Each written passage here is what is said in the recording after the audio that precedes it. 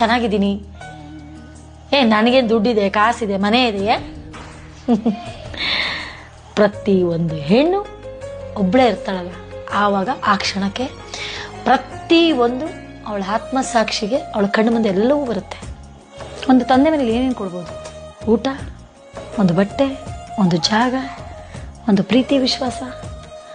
ಪಕ್ಕಕ್ಕೆ ಗಂಡನ ಕೊಡ್ತಾರ? ಕೊಡೋಕ್ಕೆ ಸಾಧ್ಯನಾ ಅಪ್ಪನ ಮನೆಯವರು? ಇಲ್ಲ ಒಂದು ಗಂಡನಿಗೆ ಹೆಂಡತಿ ಕೊಡ್ತಾರ?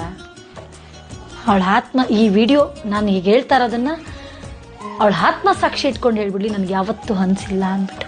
ನೋಡೋಣ, ಅವಳ ಮನುಷ್ಯನೇ ಅಲ್ಲ ಅವಳು.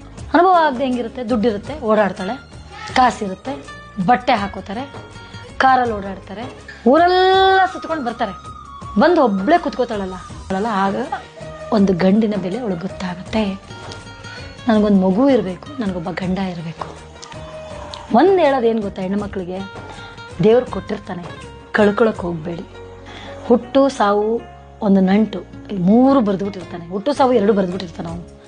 ಅದರ ಮಧ್ಯದಲ್ಲಿ ನಮ್ಮ ಆಟ, ಇಂಥವನ್ನೇ ನಿಮ್ಮ ಗಂಡ ಆಗಬೇಕು ಅಂತಲೂ ಬರ್ತಿರ್ತಾನೆ. ಋಣ ಅನ್ನೋ ಸಂಬಂಧ ಅದು ಅಷ್ಟು ಸುಲಭ ಕಳ್ಕೊಳ್ಳೋಕ್ಕೂ ಆಗಲ್ಲ.